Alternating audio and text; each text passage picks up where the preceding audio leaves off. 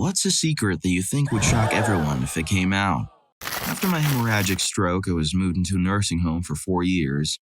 For 3 of those years, I faked incontinence.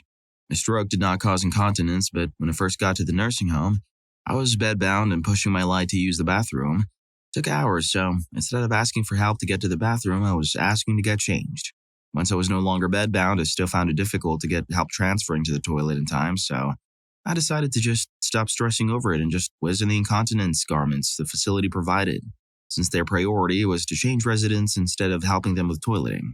But by Christmas 2022, I was feeling pretty guilty about my circumstances and the shame was eating me up, so I started looking up ways for people to regain control over their bladder after a stroke. I mentioned to the CNAs that I was working on my kegels to strengthen my pelvic floor muscles, and would try to get help transferring to the bathroom. Started out on weekends, claiming that it was easier if I mostly stayed in my room, saying that during the week with meals in the dining room and activities during the week, it was sometimes difficult to get back to my room in time. Again, I was lying, but still trying to play a part. So after regularly using the bathroom on the weekend, I was still feeling pretty shameful about the waste I was contributing to, and I started thinking, what if my mom showed up during the week for a care plan or something, and finds out that I had been lying this entire time and called me out to the CNAs, who would then probably be pretty angry about my pretending. So one Monday last May, I had a new CNA and decided that enough was enough, and that I needed to just do what I needed to do and use the bathroom regularly like I should have been doing all along. It was May 1st. I had a new CNA and no time like the present to change, and then 1 week turned into 2, then a month, and several months. And I started to feel free from the guilt, and regularly transferring to the bathroom made me feel more confident about transferring. And one day when I really needed to whiz and my CNA was busy with another resident, I felt like I could stand up, balance myself enough to pull down my britches and get myself on the toilet. So I did that. Then just pulled my bathroom call light to get help pulling up my britches and transferred back to my wheelchair, and been doing it ever since. I moved out of the nursing home last month and moved into a little wheelchair accessible house that I staffed with the direct support staff. I was a little nervous about figuring out how to transfer my new bathroom, but thankfully, transferring myself to the bathroom in the nursing home for a year plus gave me the confidence and strength to figure it out myself without help. Except I still need help pulling up my britches. I'm sure that there were some people who probably thought or guessed that I wasn't really incontinent, but they never said anything to me. I don't think I'll ever tell my mom the truth. She would probably smack me and be distant and give me the silent treatment, but honestly, she was a bit unrealistic about the quality of care I was to be receiving in the nursing home. She thought I should have been getting help right away, even though I kept telling her, these CNAs have 16 plus residents in their care each day and they have a lot of responsibilities, and they weren't going to be able to get to me in a timely manner. In the beginning, it could take 3+ hours just to get me up out of bed for the day or for me to get changed. The shameful thing is that he had to resort to such measures as the help he needed was not readily available. Sometimes the path of least resistance is simply easier. Story 2. There is a verifiable initiated method based on scientific principles of communicating with discarnate intelligences in a state of gnosis in order to reveal the deepest truths and mysteries of life. The basic understanding of the principles and methods needed to attain this are coming closer and closer to the forefront of everyday human knowledge and experience, and will be reaching a boiling over point soon. As humanity collectively refines its language and symbolic maps and knowledge of the human mind with each generation, that which we consider occult or esoteric gradually become commonplace and enters into the collective lexicon of our egregore. Alchemy became chemistry, natural philosophy became science. Now we can simply define magic as the art and science of causing change to occur in the phenomena of the universe in conformity with one's own will. The revelation and realization of the principles teaches us that the individual is the highest level of measurement in the spiritual hierarchy, that mankind is both the highest of all physical beings and yet the lowest of all spiritual beings, but nevertheless a beast caught within both worlds. No longer does authority or salvation rely on any type of dogma or law dictated from tribal custom, but the light of each individual genius will be the star that burns as the visible God in the cosmos. And there is no law beyond do what thou wilt. None of this is a secret. It's all been in development for 120 years now.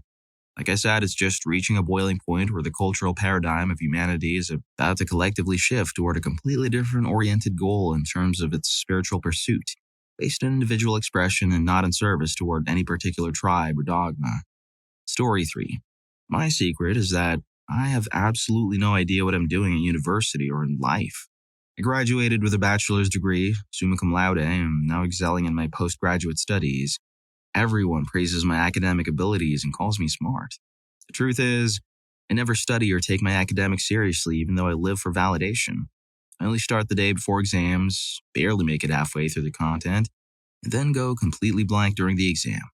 I do all my assignments at the last minute, often just hours before they're due, and whenever I miss a deadline, I simply email my professors with some excuse. They always believe me and accept my paper without penalty because I'm their exceptional top student, so I get away with anything. I try not to make a habit of it, though. I rarely attend classes and almost never look at the course material during the semester. The day before the exams is usually the first time you see the content we've covered. I can't tell if I'm just lazy or severely depressed. I constantly panic, thinking I'll fail and have to repeat modules. Yeah, when my results come out, I pass with flying colors every single time.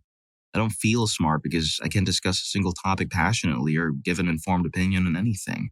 I don't know most of my course content, yet my grades are as good as or better than those of students who work hard all semester. I feel like a fraud. I fear that having qualifications without the corresponding knowledge will eventually catch up with me in the workplace. If I confess this to anyone, even my parents, they'd be shocked. They've always put me on a pedestal, believing I'm exceptional at everything. They think I spend hours studying in my room, but I just rot away in bed, watching series and scrolling through social media. I don't go out because I'm an introvert. My excuse for not attending plans is that I have to study. People believe it because of my grades, but I never actually study. The last time I studied constantly for days on end before an exam was in the 8th grade.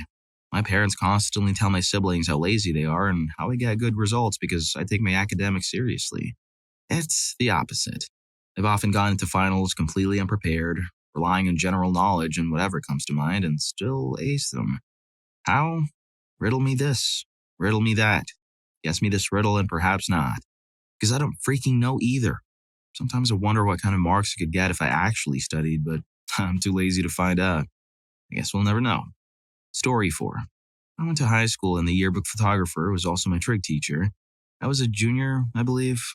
He was a gruff dude and acted like he didn't care about any of us, but I sent him an email one day telling him that the way he'd hit the board or table with his ruler every day scared me because of the sound, and even though he never acknowledged or replied to my email, he never did it again.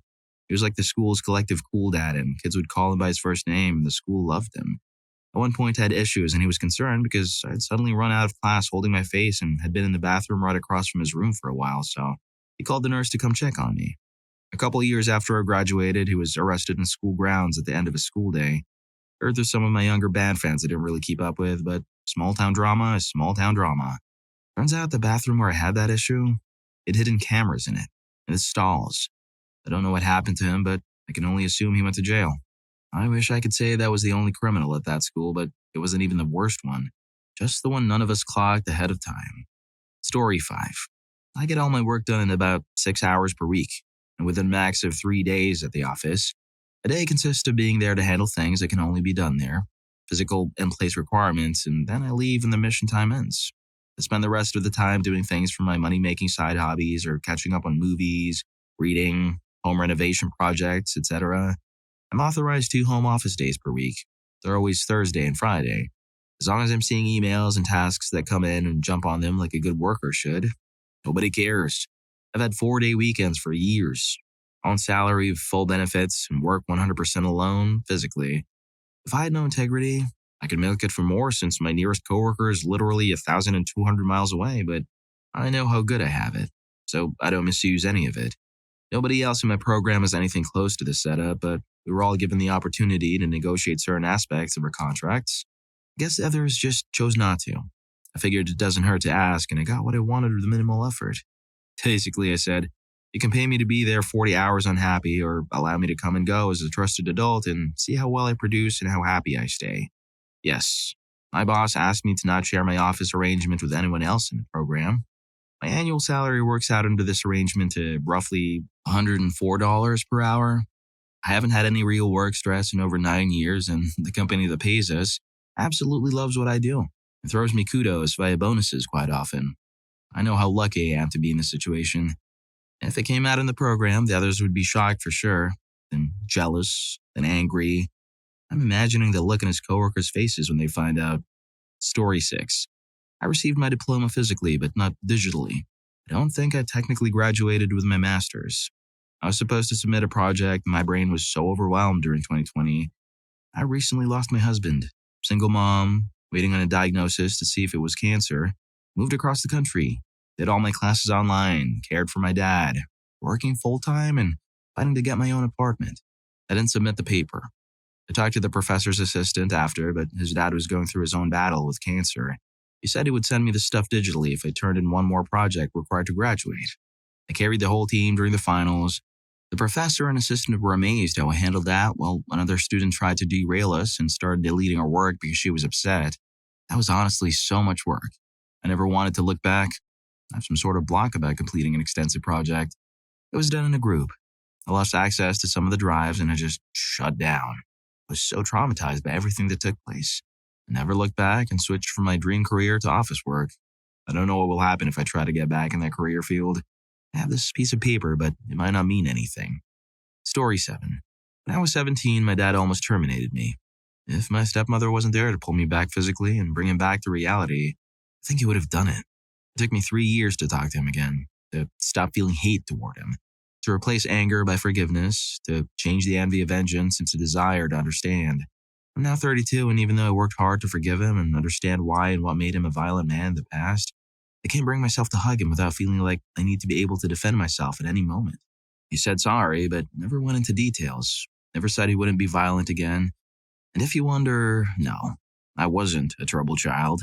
In fact, the only thing I did to make him lose it is putting my hand on his shoulder peacefully, saying that we could resolve the conflict. Nothing justified his outburst of rage other than his own childhood trauma. When I'll have children of my own, I'll make it my mission to end the circle of violence every generation endured before me. Parents should be your greatest ally, not your greatest foes. Feels good to let it out. Story 8. Not sure if this counts, but when Thwaites, Doomsday Glacier, detaches within 5 years and melts within the 5 years after that, some of you will disagree that this is certainty, but sadly, it is. And perhaps even sooner. The amount of messed up it will create in the world is too much to comprehend. Think construction materials were expensive during 2020 when everyone tried to build a deck or home office? Think about the demand in raw materials if you have to relocate 20% of the entire world. Think the supply chain was messed up for computer chips and cars before? Wait for it. Think demand on infrastructure wherever you live was strained before because of over-immigration or whatever before? Get ready for every established high-ground city to have massive amounts of people moving there with no ability to quickly scale up water, electricity, roads, housing, etc. If you have anything bigger to buy or build in the next 20 years, do it in the next 5 if you want to A, actually be able to get it, and B, save 400% of what you will pay in the future. Story 9. Jeffrey Epstein was terminated while Donald Trump was the most powerful person in the U.S. There are videotapes of Donald Trump and other famous people with girls. When Epstein was arrested, Trump and those other famous people in the tapes wanted those tapes to make sure they never got accidentally released. Epstein kept the tapes in the well-hidden location. He was going to use the tapes to make sure nothing happened to him. When he wouldn't give up the tapes, they wanted him gone. Donald Trump ordered Jeffrey Epstein to be terminated. Obviously, it did not come directly from Trump because that is legal, but if people close to him gave the order on his behalf, it was only a matter of time before he was terminated. Ghislaine knows where the tapes are. If something was to happen to her like Epstein, the tapes would be released, which none of the people in those tapes want to happen. Why weren't the tapes leaked right after Epstein was terminated? Simply because he, Epstein, didn't have enough time to coordinate the tapes getting leaked. Ghislaine had time to make sure it would happen. Story 10. I've been in love with a friend that lives 1,000 miles away from me for years. We haven't talked for a couple of months since he started dating. I suffer every day, but I've never managed to muster up courage to tell anyone about it. I've dated a few people since and go on about every day as if it's normal. It may not seem like a big, shocking secret, but for the people who know me, I can imagine it'd be surprising. I have a pretty rich life and don't have much to complain about, but I genuinely don't think I'll ever be able to love someone as much as I loved him. And I often dream about the day we'll finally see each other. I have a fear that I'll seem stupid for falling for someone so far away and whom I've never met in person, and so I've never told anyone. Realistically, I've given up on any chance to date him because of the distance, and I try to suppress it every day. However, it's gone on long enough, and I've had a lot of experiences to accept that I'll never love anyone as much as I have him. We have been friends since I was 12. He's the only person I'd ever willingly talk to 48 hours for. He's the only person I ever hope to still be in my life in the future. I think it's time for a reality check and a serious talk with a therapist. Story 11. We have about 15 to 20 years before the effects of climate change send the world's economies into a freefall, taking most of civilization with them. Insurance markets, housing, and coastal economies will collapse, combined with the largest migration in human history due to the global south becoming uninhabitable. This will place too great a strain on governments worldwide. Add a global famine caused by an unstable climate, and you have a recipe for an apocalypse. The collapse won't be dramatic, just a slow uptick in violence, food costs, and general instability until one day you wake up to find the lights won't turn on and grocery store shelves are empty. At this point, nothing can be done. The carbon pumped into the atmosphere 30 years ago is already triggering faster than expected feedback loops that will lead to a rise in global temperatures greater than 4 degrees Celsius. No miracle technology will save us. The only people preparing for it are the global elites in the know, or hoarding capital and building compounds to rule the wasteland like Immortan Joe. And nobody really cares, even though we can all feel it. We'll continue living our lives as usual, posting memes about friends and family lost to natural disasters, violence, or instability, until one day we can't. Story 12. But I had a complete mental breakdown 8 months ago and have been off work since. At one point, I did not step foot out of the house for 4 months. I've been on 5 different meds and none seem to work.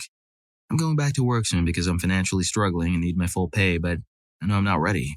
I've told my wife, my counselor, and my boss that I'm feeling 100% better, and I've learned to hide the extreme anxiety from everyone close to me. I'm terrified to return to work. Even a trip to the local shops gets me so worked up that my heart races. I break out in sweats, and my stomach ties itself in knots. I have 2 adult children and a mother who have no idea of my situation. They live in different parts of the country. I just don't want to worry my kids, and mom is old school and think that people struggling with mental health issues or attention seekers are weak-minded. Last month, I lost my father and I'm trying to keep everyone, especially my mom, thinking positive and happy. Meanwhile, my head is swimming in depression, anxiety, and stress. I hope I can keep my secret and somehow get better, but as of this moment, I see no light at the end of the tunnel. I don't know what else to do, so I'm hiding this insane stress from everyone now. Story 13. One of the 100 biggest companies in the US have a C-suite that is absolutely insane. They constantly want to implement the worst possible changes that would bankrupt the company in less than a year. I'm talking about stuff like doubling prices on best-selling products, trying to spend billions of dollars to automate things that can be automated, screwing over the customers with ridiculous exclusivity contracts, etc. The only thing preventing these changes from being implemented immediately is a department head for one of the crucial departments at the company. He's the only high-level person in the entire company that isn't just a yes-man grifter that wants to take the CEO's job someday. I won't get into the specifics, but it's one of those companies where you definitely hear the name but have no idea what they do unless you work in a specific field. Everyone has also likely used their products before without knowing it. If this manager were to retire, there would be a huge sweeping effect across the US that would be felt by everyone, even if you have no idea what this company does. I have not personally worked for the company, but I know people who have worked there and are aware of some of the unimplemented ideas that were taken down. Story 14. There are multiple technologies American police block from themselves because it would allow them to catch more lawbreakers than they could process. Example, facial recognition software. Give a police officer security pictures of a suspect, i.e. shoplifter. The picture can then be compared to driver's license database for likely matches, and other databases to narrow it down for a positive identification. These systems are currently blocked to line police officers in most areas. License plate reader or LPR cameras. Most cities now use LPR cameras at high traffic volume areas. Agencies can also subscribe to private LPR systems. These LPR systems then immediately notify PD about stolen, carjacked, crime suspect cars almost instantly. If line-level cops were given this information, there would be a lot more people arrested, and pursuits, and more crashed cop cars and injured people. DNA analysis. DNA swabs can be taken in most any crime scene, but it's only analyzed at very serious crimes because of the cost of these things. Now, newer and cheaper technology can run these tests in lower-level cases. Persistent airborne cameras. Look at Baltimore Airborne Camera Project, an airplane with cameras that's flown at high altitude above an area, i.e. 5 mile square, recording all the time. Then when a crime happens, i.e. bank robbery, rewind the footage and track where the suspect came from.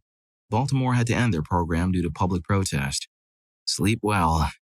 If you're enjoying the video, don't forget to hit that subscribe and like button for more videos like this. Story 15. I had an extremely difficult time in high school, academically. I have high intelligence but was dealing with undiagnosed autism and bipolar disorder that made schooling nearly impossible for me. But socially, I absolutely thrived. In my senior year, we were tasked with writing a 10-page essay in which we had total freedom to choose the topic or substance. I did none of it. Not one page. I was overwhelmed, and every time I sat down to try and type something out, I would just cry and fill with rage. So I didn't do it. When my paper never got turned in, my teacher pulled me aside and asked why.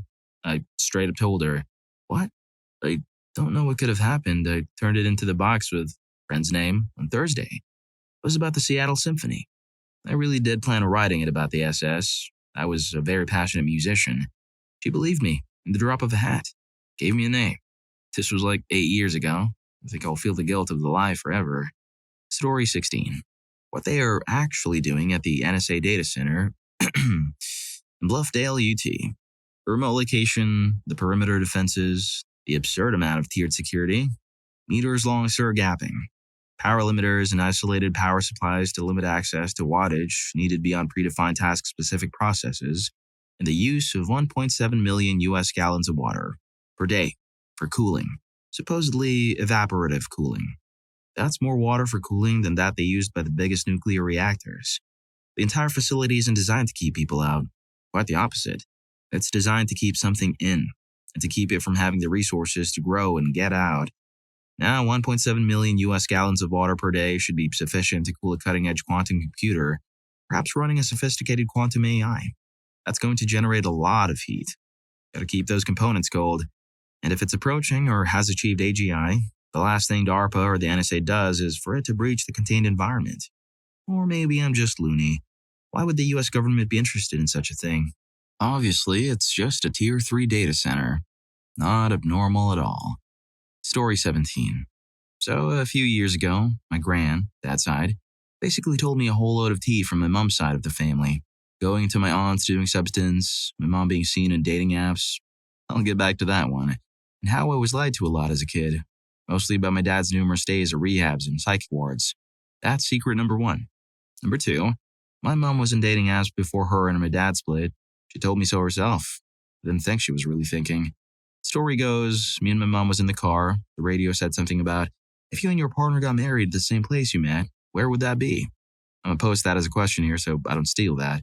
And my mom says, without me asking, well, me and my stepdad met on a dating app, so that would be kind of hard. The reason I knew this was before my dad moved out was because he found a photo posted to someone's Facebook of my mom and this guy, my now stepdad, and he confronted my mom. Their anniversary is a few weeks before my parents split. I remember that because their anniversary is before my birthday, and my parents didn't split till after. Yay me.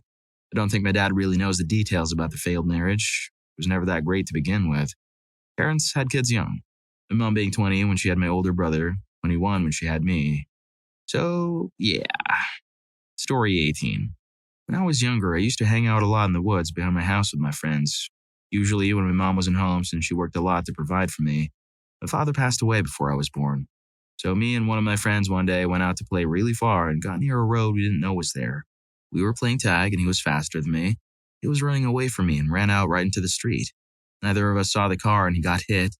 I turned and ran, not knowing what to do since I was overwhelmed. It was on the news and they said he passed away instantly. Nobody ever knew that I witnessed him. I always thought about this seriously and it has plagued me for years.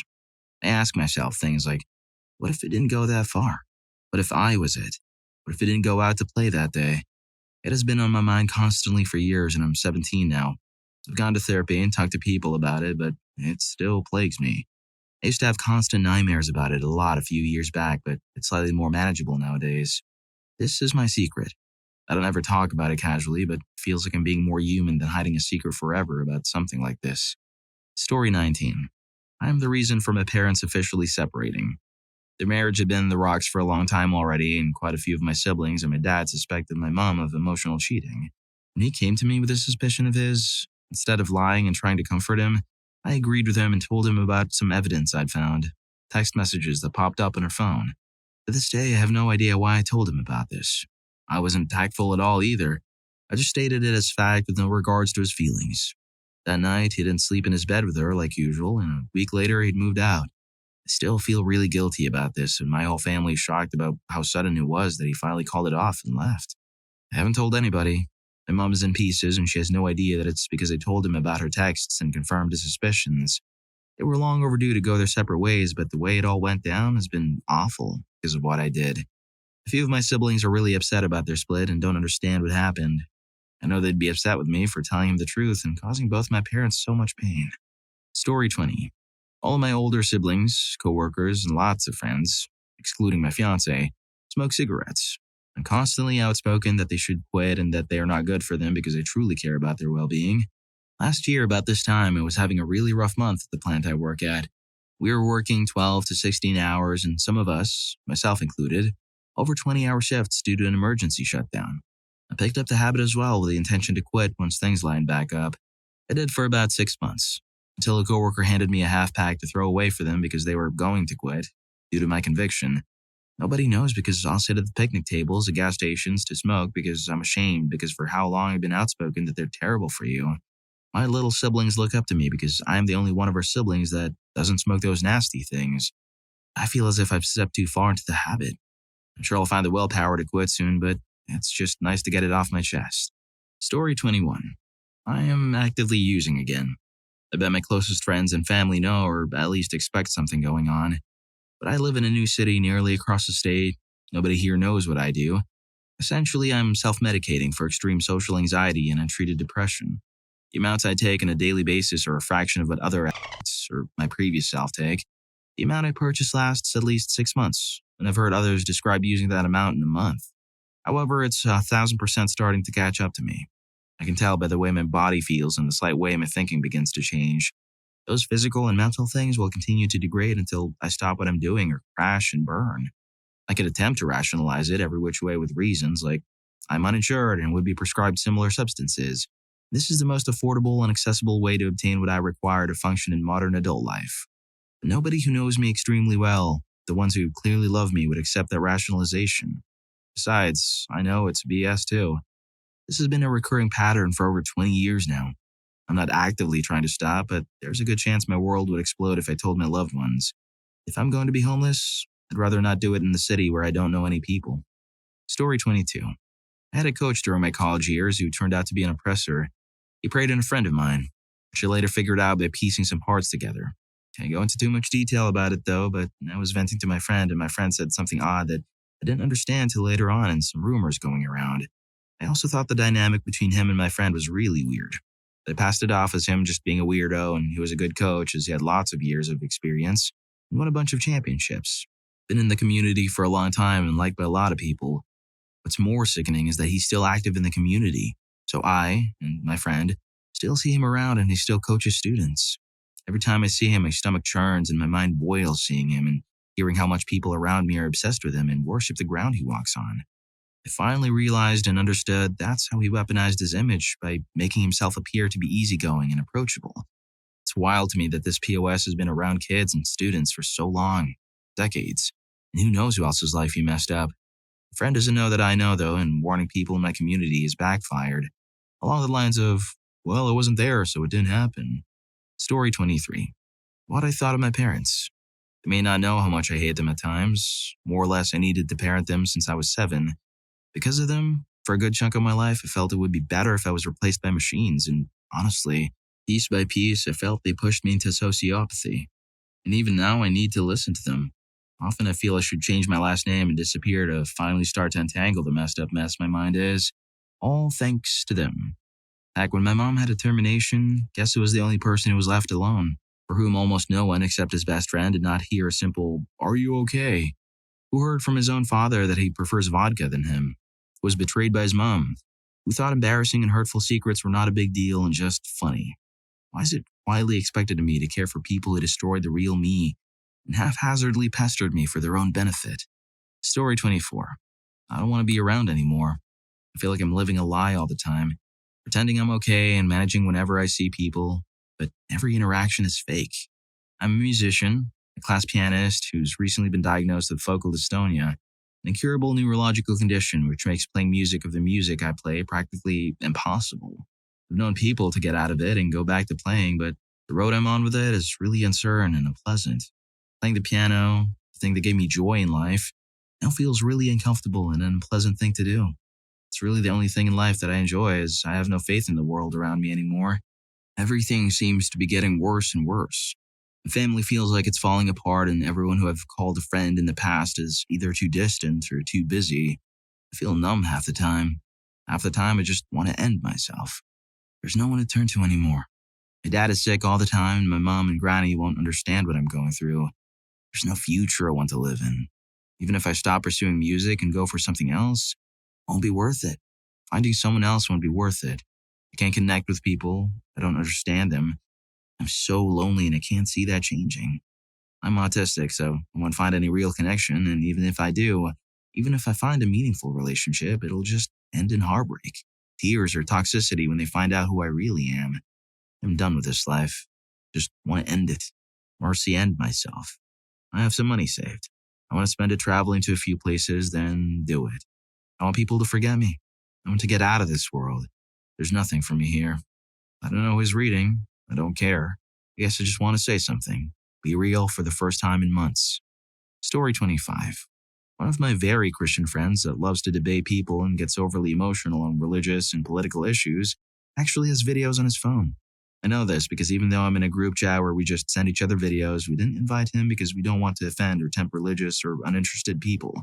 Everyone that has been invited to the chat, including myself, are atheists. And yet, in a different group chat dedicated to video games, he showed risque fan art about a popular character, and then he privately sent me the different variations of that same piece. It already shocked my friend group when I told them. He likes me as a friend, but I don't like him because of personal crap he did earlier this year that he tried to brush past and cover by saying he loves me as a friend while I angrily ignored him and tried to move on, which I'll get to later. And he later said in another group chat that he had to take down his waifu posters in his bedroom because his mother was visiting his apartment and she has no idea he has that stuff. He kept us all updated during that whole time, and even the one other Christian in this fandom group chat was trying to tell him to not be tempted and to just be more clean-minded. I'm using shorthand here. Those words were not used, but the sentiment was the same. Based on what I've heard from other people, some of his exes have also broken up with him because he wasn't Christian enough for them. They would tell him to his face that he was too Christian because of how hard he angrily debates his beliefs. I was raised to be Christian and ended up being agnostic for a long time before becoming atheist this year. And he would even angrily say crap that I was never taught in my childhood. But then he says and does crap that Christians typically don't find acceptable and that also angers off atheists. Like saying how no matter how good of a person someone is, they will only ever go to hell because they do not know God. Which he happened to say to me directly, during the celebration of a well-loved atheist friend that had recently passed away. Even my Christian friends were angry when I told them he said that. That was what motivated me to only associate with him because of my other friends. Otherwise, I would call him out, scream him down, and never associate with him ever again. Until then, it's unfortunately a package deal, and I love pretty much everyone else in the friend group. Story 26. The amount of time people that are part of the non-straight group spend denying it or even end up slipping into anti-non-straight people. Also, how long people are still in denial or feel guilty about how they feel after they're already out. I spent 5 years accepting the very obvious fact that I was bi, and even after coming out to my best friend and crush, as in he was the same person, in 8th grade, I somehow convinced myself that I was straight at the end of 8th grade until accepting the truth in junior year of high school. My whole life, I had made up every excuse as to how I was feeling until around the end of senior year of high school, where it got so bad I actually started having breakdowns over how it made no sense, that I hated my body so much. Even after these breakdowns started, I was still telling myself it would all just go away. Even now, I feel guilty about liking feminine things or wanting to transition. I even ended up pushing away one of my best friends after he came out in junior year. I'll never forgive myself, but I sure hope he will forgive me. I just realized this might be seen as venting. That wasn't my intention. I just wanted people to understand a bit better by using my own experience as an example. I've also seen other people have very similar experiences. This isn't exactly a secret, but a lot of people don't like talking about it very often, if ever, unless it's people sharing their experiences in the community. Story 27. The Earth is not round. It's only round because that's what we've always believed in. If someone had said long ago that the Earth is flat and everyone worldwide believed it, then that's what it would be. If that person long ago had used the word flat instead of round to describe Earth, and the word round wasn't in our vocabulary at all, then the Earth wouldn't be round since the word round wouldn't exist. Aristotle or whoever would have theorized that the Earth was flat, and Magellan wouldn't have any reason to think otherwise since the word round didn't exist. Now, if it was thought that the Earth was square, that's a very different story. Same with flat. These are the only words that were invented to describe things, so is the Earth round? Yep, I guess so, because that's what we've always believed in. Her only words, I need a drink. Story 28. The first post made me remember. 20 years ago, we hosted a big lunch with our family. I think 35 people. My sister is a vegetarian and she complained a lot, still does, when she didn't have a special dish catering to her diet. I always make a lot of side dishes, meze style.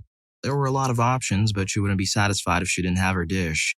As I am a good listener and a pushover, I decided to make a vegetarian pizza. At the time, I had a bread maker. Don't have it anymore. I prefer doing it by hand. So I put the flour, yeast, etc., and let it do the work.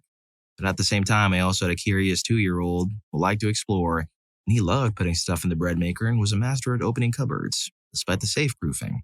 So when I went to roll out the dough, I found out there was a straight little brown bit in it. My cat's kibble. I'm not proud of myself, but I was stressed out. I had been cooking for 2 days with 4 children, a house to clean. So I removed the kibble and didn't say anything. Story 29. Okay, so it was during my 4th grade.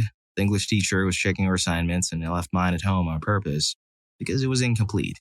When the teacher asked me about my assignment, I, for no reason, pinned the blame on a new student who joined after the first semester. I told her that he asked for my assignment the other day, to complete his, of course. Now he forgot mine at home. The teacher told the guy to bring my assignment the next day and left. The kid started crying. Still feel bad about my actions. If you're reading this, sorry, bro. Story 30. Global perception of climate change and widespread climate catastrophe does not align with the severity of the situation, and in a really big way.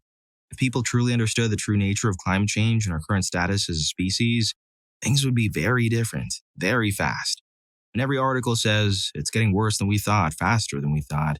We say crap like, yeah, they said that last time. It's getting exponentially worse at an exponential rate. The problem is, we can't see grass growing. We only see that it grew. One morning, we're going to wake up and realize just how screwed we are. Whether it will be an ominous scientific article or a catastrophic event, we don't know. What we do know for certain is that it will be too late. Well, if you like these stories, here's more. YouTube thinks you're going to love this. Catch you in that video.